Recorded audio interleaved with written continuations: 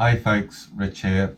As you can see, I've had a bit of an injury on my left hand here, which has put me out of action for a couple of weeks.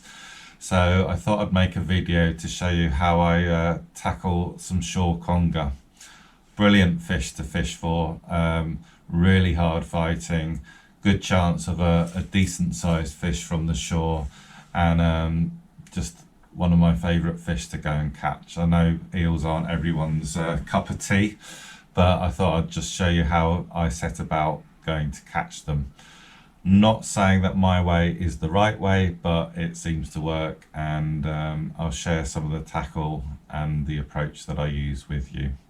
So kicking off with the rod, they're very hard fighting fish and usually on very rough ground, so you're going to need a rod with a bit of power in. My preferred rod is actually the old Coniflex Nemesis, unfortunately no longer made. Brilliant rods, can put out a big bait, not that you're going to have to cast far usually, and a lot of power in them for that initial stage of the fight when you need to get the fish up away from the beds and away from the snags. For reels, I have a choice of two. You want something that can take some fairly heavy duty line, so it needs a bit of capacity.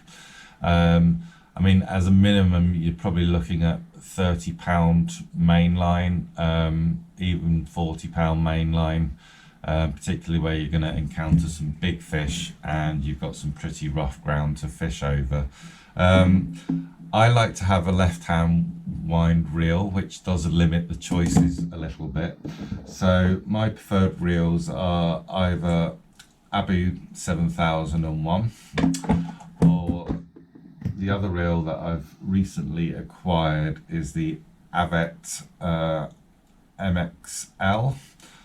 Superb piece of reel, and haven't had a chance to christen them on the conger yet, but I'm sure they'll do a fine job. My choice of mainline, I like something that's quite visible at night. Obviously you're fishing on a rock mark and it's useful to see where your line is in relation to any rocks around you. So I prefer a red line. This is some 35-pound red ice. I know it's not everyone's cup of tea, but what I tend to do is actually change the line out on the reels fairly frequently. That hasn't let me down to date, so that's one option. Another option is some Rovex tough line. This is 37-pound, again in the red colour for visibility at night. So make sure you've got a decent quality main line on your reel.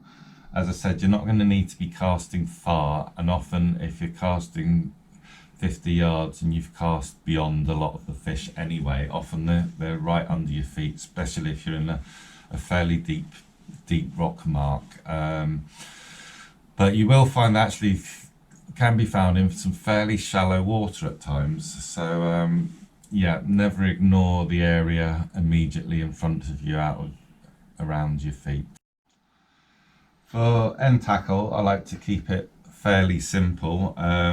Typically it's a running ledger with a weak link.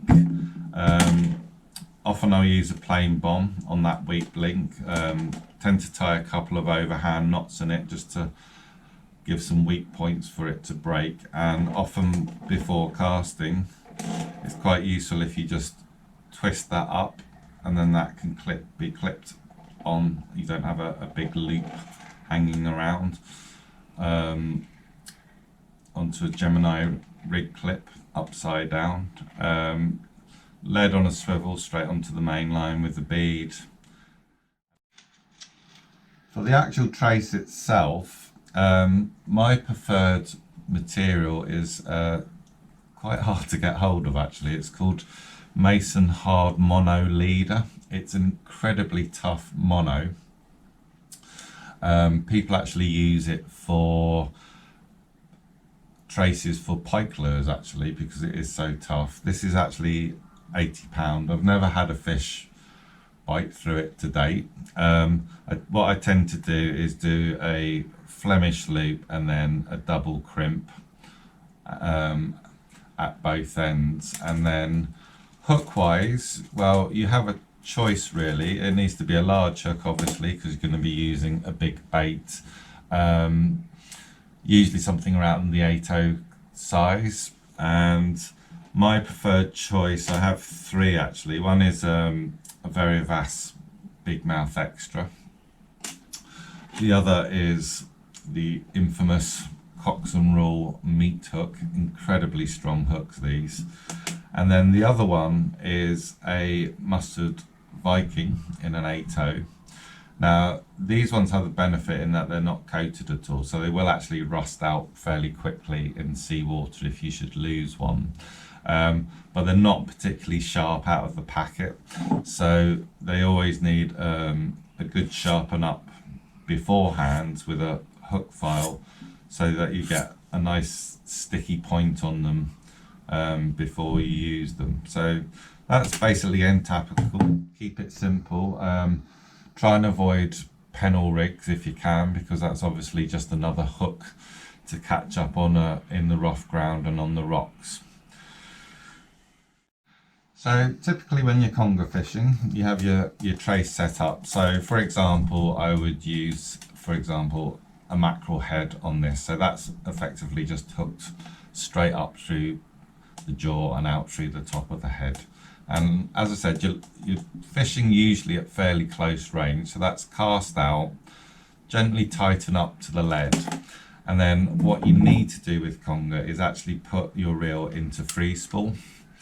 So basically knock it out of gear and then put the bait clicker on and just gently tighten up to there. And so what you're basically listening for in the night is that jaws like sound of line being coming off the reel. Now sometimes it will scream off, often that's a smaller fish. The bigger fish tend to bite more gently often, and sometimes it can just be a very gentle nodding of the rod with the odd few clicks off your reel. So you do need to be vigilant at all times. If you don't knock your reel out of gear, then you've got a fairly good chance of losing your rods. Now, in terms of the fight with the fish, it's quite a strange fight, because it tends to be backwards and forwards type motion, because the eel can swim backwards. But the key part of it is, when you get that initial run, is to just feel the bait until you feel a firm pull down, and then set the hook. And the first thing you need to do is wind and really pull hard to try and get that fish up off the bottom into mid-water and away from the snags. Once you've done that, it's just then a matter of a bit of a tug of war between you and the fish, and gently bring it into the side, which brings me round to the next point, which is landing the fish. If you're going to fish for conger, you need to be able to make sure you can land them and unhook them safely. Now often we're going to be fishing off rock marks, and I would suggest it's best to go when conditions are calm, not when there's any swell. If you're going to do it on your own, then please wear a life vest. It could save your life. And before you cast out, you need to determine where you're going to go and land the fish. So a safe route down to the water's edge to actually get the fish out. Now small eels you can just literally lift out by hand, but if you're lucky enough to hook into a big one, then you're going to need a bit of equipment to land them with. So you've basically got two options. You can either use a landing net. This is a Savage Gear net. You can get a fairly substantial eel into one of those. The other method is to actually gaff the fish. Now that takes a bit of experience to do, because what you're aiming to do is trying to gaff the fish under the chin and back out through the mouth, so you're causing it minimal damage. The gaff I use is, I actually, oh, if you bear with me, imported from the States. This is a Carolina gaff. Comes on a nice 6-foot pole and also has another 6-foot pole extension. So effectively, I've got a 12-foot long gaff that I can use if we're on a tricky rock mark and it's a little bit tricky to get to the water's edge. Obviously, take your time when you're gaffing. You don't want to hook the fish through the side, just gently through the jaw and lift the fish out on the gaff. Okay, once you've got the fish on the bank, they're usually reasonably well behaved once they've been there for a few seconds and will tend to lie quite still. Don't be afraid of them, but be aware that the front end has a very powerful set of jaws with quite sharp ridges in it. And probably one of the best tools for unhooking them is a T-bar. So you need to acquaint yourself with how to use one of these before you set out conger fishing. In the unfortunate event that a fish is very deeply hooked, then you have no option but to cut the line off as close to the hook as you can. And as I said, if you use a bronzed hook, hopefully that should rust out of the fish fairly quickly. And that's about it, really. Brilliant fish to go and catch. I'd recommend anyone to go and do it. Try and choose quite a still night.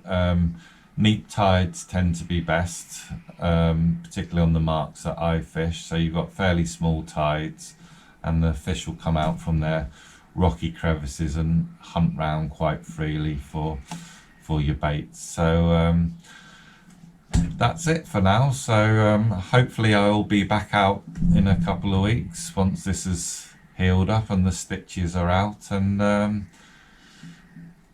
good luck, fisher folk. See you soon.